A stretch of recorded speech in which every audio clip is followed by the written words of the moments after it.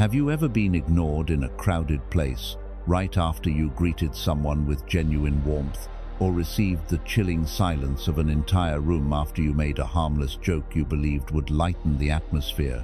And worse, have you ever stood among a group of people passionately sharing your future plans, only to realize that their eyes were not listening, not supporting, not respecting, but quietly judging whether you were delusional?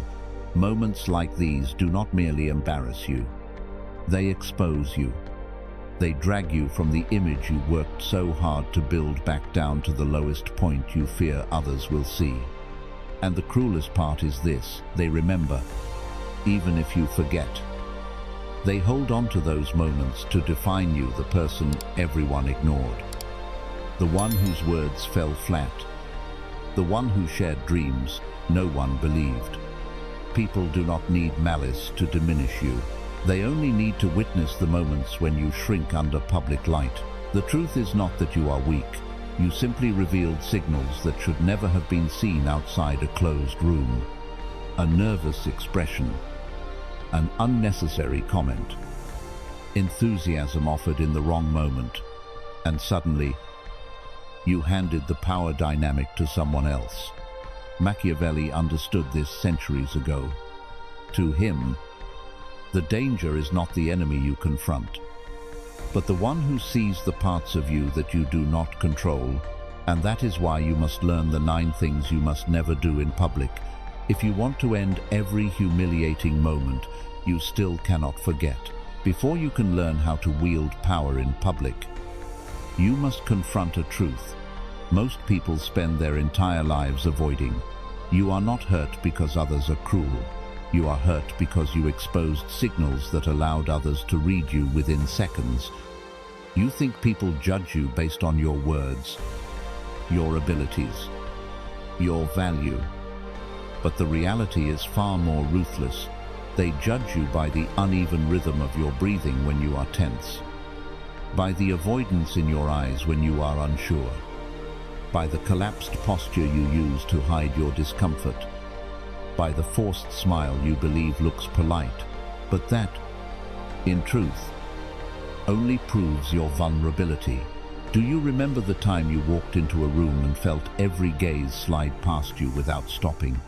Or the moment you tried to speak and knew they were not listening to understand you, but to see how long it would take before you stumbled over yourself?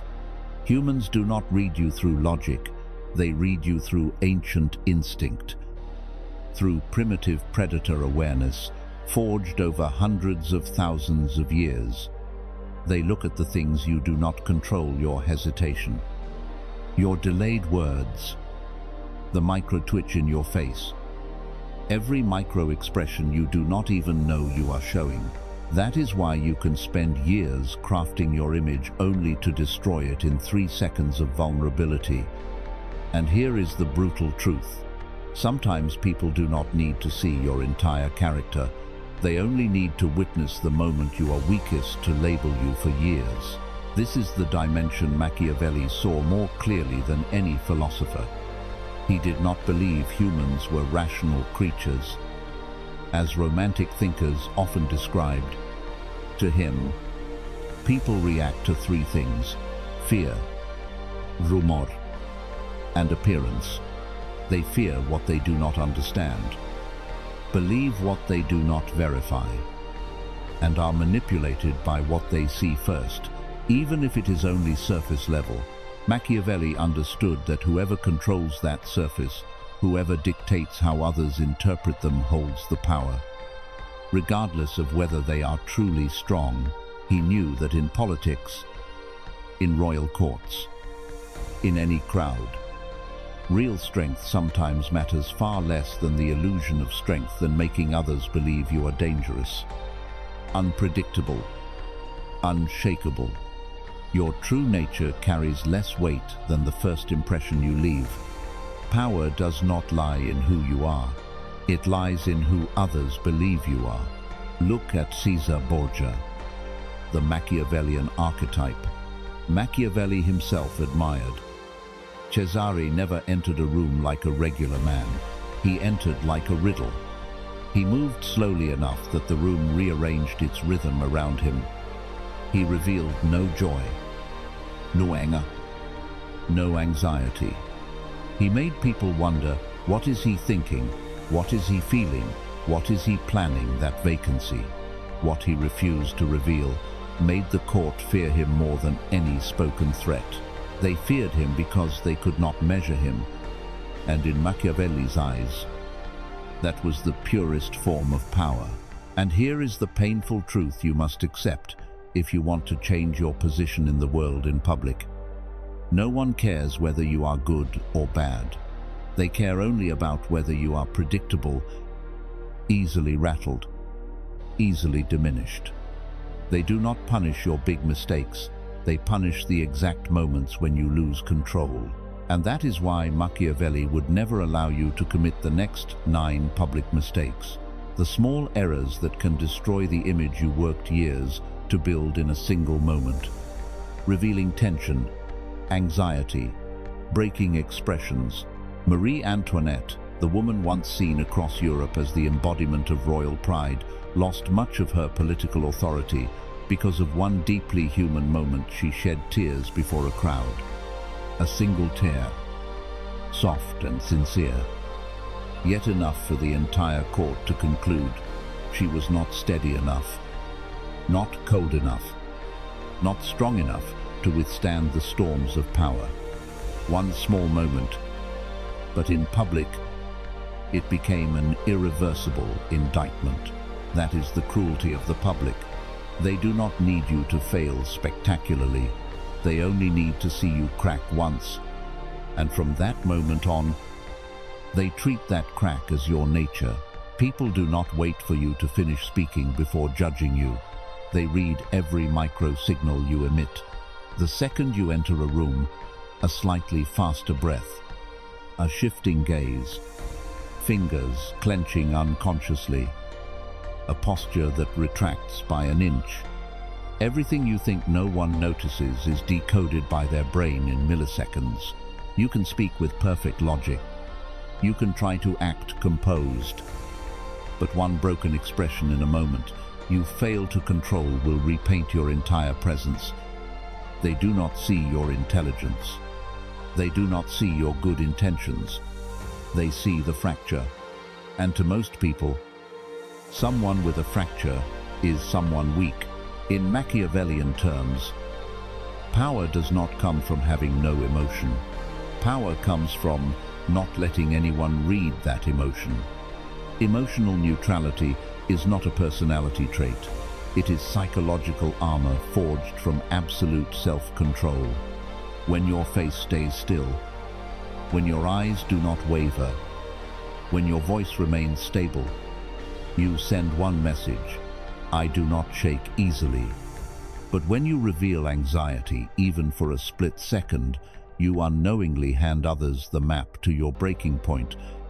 And human instinct will always test how far that breaking point bends before it snaps. The brutal conclusion you must accept if they see you tremble. They will try to break you. Explaining when no one asked. Napoleon Bonaparte, the conqueror who made Europe adjust its heartbeat to his footsteps, had one simple habit that intimidated both enemies and allies. He never explained his failures. No clarifications, no excuses, no defenses, no narratives. When a campaign collapsed, he appeared before his army not to make things clear, but to declare what he would do next. As if the failure was too insignificant to deserve his time, that silence created the illusion that he stood above results, above judgment, above the need to be forgiven. And that illusion was stronger than victory itself. From Napoleon, you must learn one ruthless truth: explaining when no one asked equals lowering your rank. In human psychology, the one who explains is always the weaker one.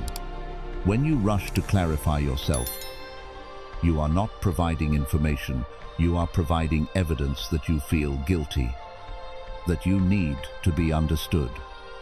that you fear others might see you incorrectly. And the moment you fear, you have already placed yourself on the lower tier. Machiavelli understood this early. Those who hold power never play inside the frame of someone else's question. They do not defend. They redefine the context. They do not explain. They reshape the meaning of the event. Because the one who explains acknowledges that the other person has the right to judge. The one who stays silent forces the other to question their own judgment. When you say, "That's not what I meant," you are begging for control back. When you say, "I just wanted to," you are admitting you stand in the defendant's position. When you say, "Let me explain," you have already confirmed you are on the defensive, and defense means weakness. And the worst part, explaining makes you look guilty. Even when you are entirely innocent, people rarely trust justifications. They trust confident silence. They trust those who do not rush to repair impressions, because that calmness signals that you know something they do, not that you stand on higher ground, that you have nothing to prove. In the Machiavellian spirit, only small men need to be understood. Great men make others interpret them in the most favorable light. A single cold, concise, unapologetic statement, "I chose that," is stronger than an entire speech crafted to justify yourself. This is the unforgiving law of power. The one who explains forfeits control. The one who stays silent shapes it. Showing bitterness when you are overlooked in any public space. There is no signal that drops your status faster than bitterness. When you are dismissed, interrupted, or turned away from mid-sentence, your first instinct is to shrink, to change your expression, to respond with a silent attitude that seems to say, "I deserve better than this." But that exact moment, the moment you let emotion leak into your expression, is the moment you break your own power. In psychology, bitterness is always read as the signal of someone who has lost their position. The bitter one is the one who was not chosen. The one who was not chosen is the one with diminished value, and the one with diminished value no longer earns respect. You do not need to say a word. Your darkened eyes or lowered tone is enough for others to sense exactly how deeply that disregard wounded you. Nothing illustrates this rule more clearly than the story of Richard II, the English king remembered not for his power, but for his fragility before the court. Every time he faced opposition, he revealed his discomfort too easily. His gaze darkened, his voice sharpened, his expression crumpled with hurt. Those small signals led the nobles to conclude that he was not steady enough, not cold enough, not built to stand above others. And once they believed that, his throne became a matter of time. Richard II did not lose power because of one great failure. He lost it because people saw him allow emotion to override judgment again and again. That is why, in Machiavellian logic, the strong never react to being overlooked. They do not change tone, do not reveal disappointment, do not allow a single expression to betray their inner world. They make someone else's indifference meaningless because their value is not measured by how others behave toward them, but by their ability to stay unmoved. In contrast, when you show bitterness, you are unconsciously admitting that someone else's gaze, mood, or silence has the power to control you. And once they know that, they will push you lower, not because they are cruel, but because you have taught them exactly how to destabilize you. When you reveal bitterness, you are not simply showing emotion, you are pointing directly to the spot where others can touch to make you shrink. Complaining in public, among all behaviors that weaken your public image, Complaining is one of the fastest ways to degrade your status. Every time you complain about work, people, pressure, life, you are not merely expressing discomfort, you are unconsciously revealing the limits of your endurance. And the listener, no matter how polite, will see you differently from that moment on. Complaining does not make you relatable, it makes you measurable, and in public, anyone who is easily measured is easily placed below. Behind every complaint is an admission that you are being led by your circumstances, that you cannot control your emotions, that you need comfort to regain balance. And once others perceive this, they know exactly where you are weak, where you are tired, where you will break if pushed. Complaining is like writing your own vulnerability report and handing it to everyone around you. In Machiavellian terms, the strong never show that life disturbs them. They can endure as much as anyone, often more, but that endurance happens behind closed doors, where no eye can read their true expression. Because in public, what you display is never just emotion. It is always a power signal. No one embodied this better than Leonardo da Vinci, a man who understood that silence can be sharper than any justification. He had unfinished projects, abandoned commissions, delayed works that historians only uncovered centuries later. Yet, during his lifetime, he never complained to a single patron or courtier. He remained silent about failure because he understood one truth: a genius remains a genius only when others cannot see his weak side. That silence preserved his aura and led people to exaggerate his brilliance beyond reality. Therefore, in the Machiavellian view, complaining is not harmless. It is a form of image suicide. You are not just saying I am struggling, you are saying I have limits and everyone can see them. A person silent about pain appears to control it. A person who speaks of pain appears defeated by it, revealing plans and ambitions too early. Galileo Galilei experienced the brutal price of speaking too soon. When he announced his groundbreaking astronomical observations before completing his work, he did not simply attract the church's attention, he handed his enemies a precise map of what to destroy.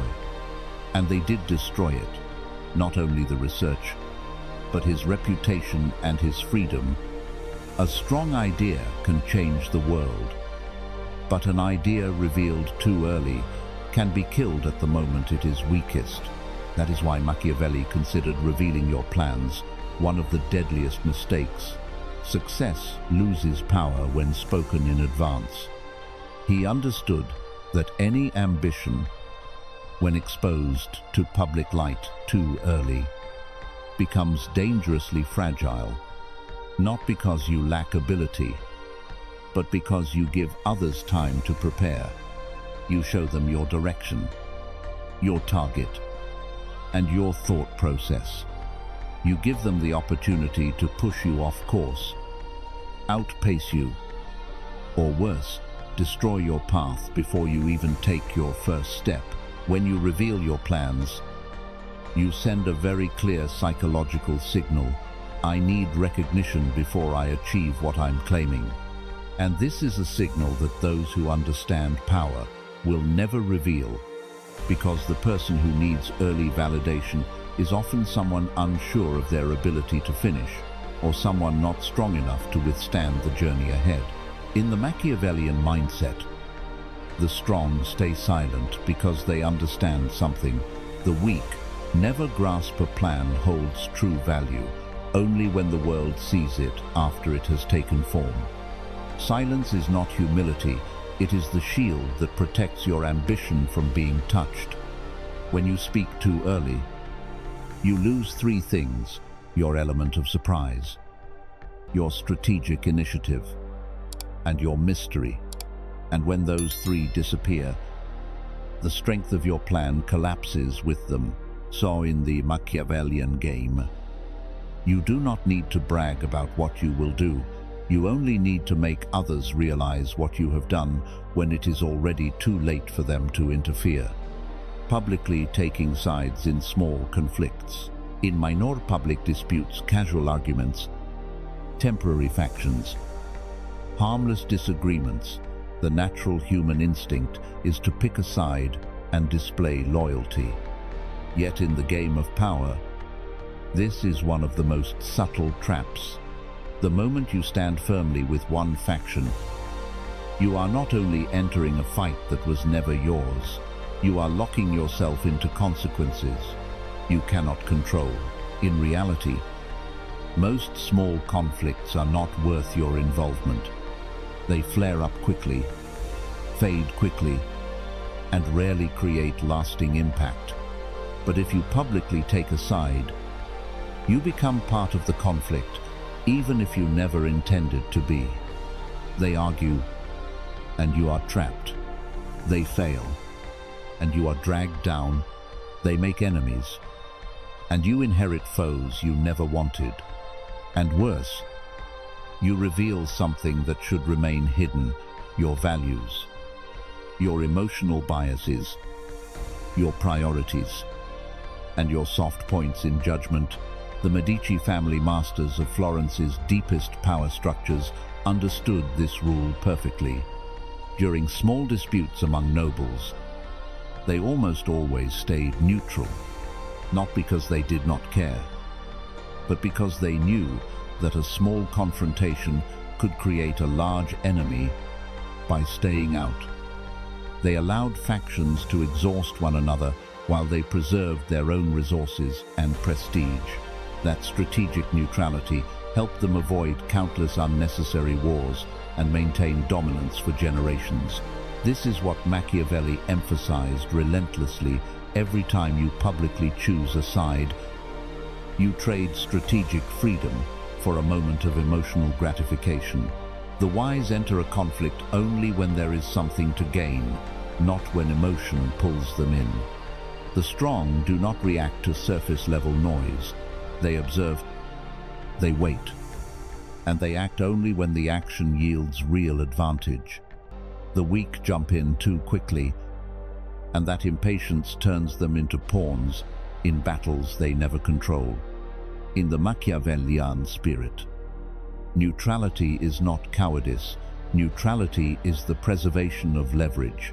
You choose a side only when the outcome of that fight increases your power, and in every other case, standing outside is the smartest way to protect yourself, your reputation, and your position. Seeking attention. Mozart, despite being a born genius, once went through a period of being underestimated in Vienna simply because he was too eager for royal recognition. His hunger to be heard, noticed, acknowledged, made him appear before the aristocracy not as a man possessing inherent power, but as a young talent pleading for validation, and that urgency made them see him as smaller than he was, turning every attempt to prove himself into a sign of insecurity rather than brilliance. From this story, you can see a ruthless psychological law of power. Humans instinctively react to signals of weakness, and anyone who craves acceptance becomes someone easy to control. When you seek attention, you place yourself beneath others. You hand them the authority to measure you, turning them into judges and yourself into the one waiting for a verdict. In that moment, every gesture, every glance, every tone you use carries an unconscious plea, and no matter how capable you are, they will see only one thing: you need them more than they need you. In the Machiavellian view, the need for attention is a dangerous dependency, because those who need to be seen must bend themselves to the gaze of the crowd. They speak more than necessary, smile more than appropriate, and behave in ways that reveal just how deeply others' opinions affect them. Meanwhile, the strong enter a room without seeking attention because they do not need it. Their calm sets them apart. their silence becomes a gravitational field, and their lack of urgency forces others to adjust their rhythm to theirs. Machiavelli would immediately distinguish between the two forms of presence. The one who seeks attention shrinks in the eyes of others, while the one who does not need attention becomes the center others are compelled to look toward. And once you understand this, you will no longer enter a room hoping to be noticed. You will enter as if your presence already demands recognition, not because you ask for it, but because they cannot ignore you. Self-devaluation. Prince Charles, in his early years, under the scrutiny of the British press, often diminished himself in public. He used self-deprecation as a cloak of humility, trying to appear more likable by softening his own competence. But he failed to see that every self-lowering remark was breaking the very image the monarchy needed him to uphold. The public did not perceive the nuance. They saw only an heir to the throne repeatedly denying his own worth, so they believed him. A small joke turned into evidence of instability. A single self-effacing line became a sign of inadequate leadership presence. And within a few short years, his standing eroded, not because of scandals or failures, but because of seemingly harmless comments whose corrosive effect he himself did not recognize. This is a psychological rule. Most people resist humans believe you instantly when what you say makes you smaller, because they are always more inclined to believe weakness than strength. What you lower becomes, in their eyes, your truest version. Say, "I'm not that good," and they will believe it. Say, "I'm nothing special," and they will believe it. Say, "I'm no better than anyone else," and they will not only believe it, they will begin treating you that way. In a crowd, self-deprecation is never read as humility. It is read as a confession, an unforced admission that you lack intrinsic value. In the Machiavellian spirit, self-devaluation is even more dangerous, because it quietly destroys the frame of power you are trying to maintain. The strong never blur their own advantages in public. They know that perception is built not on truth but on interpretation, and one self-lowering remark can shatter the aura they worked years to construct. Lower yourself once, and others will lower you further. Doubt yourself once, and others will treat that doubt as your essence.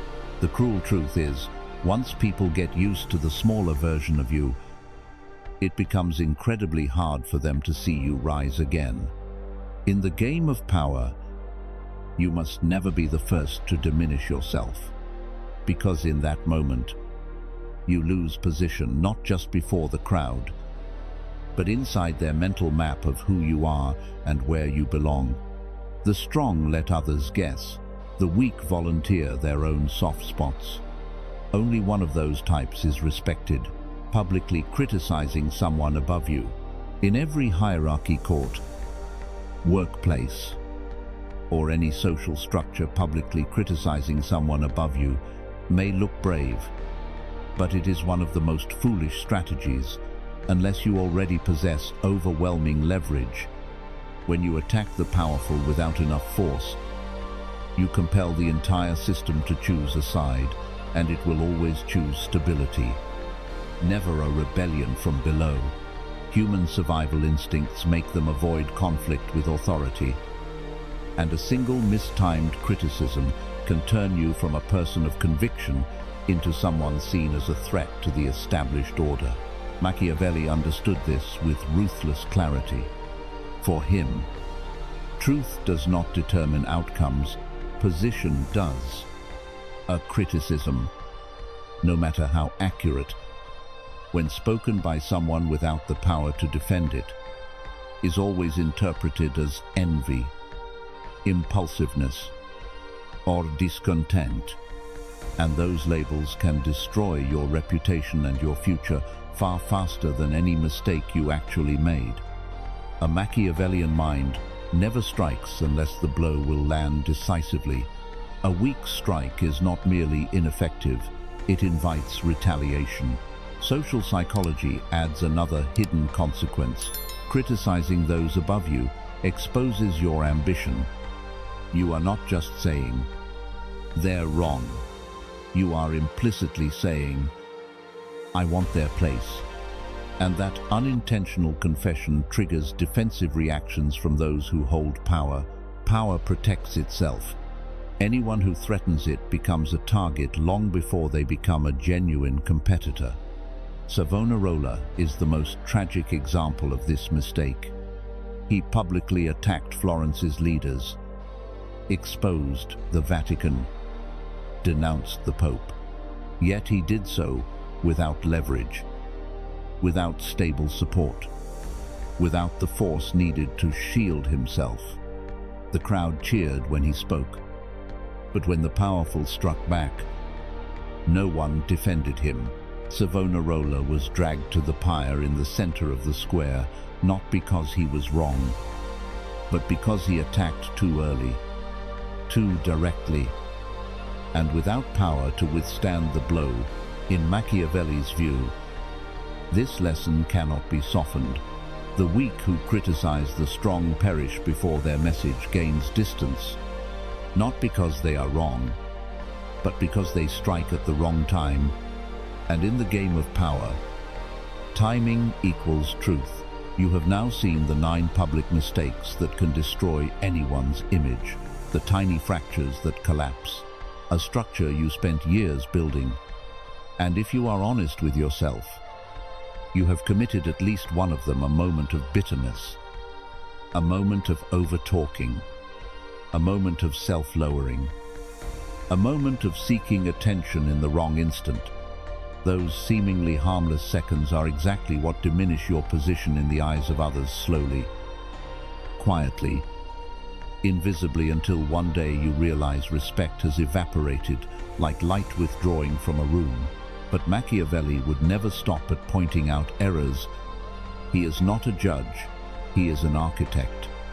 He teaches how to repair, how to reverse, how to rebuild an aura that forces others to recalibrate around you. 5 things must do in public. If the 9 rules above show you what to avoid, the next part will show you what to do, how to reconstruct your image, restore your presence, and build a form of public power that cannot be ignored.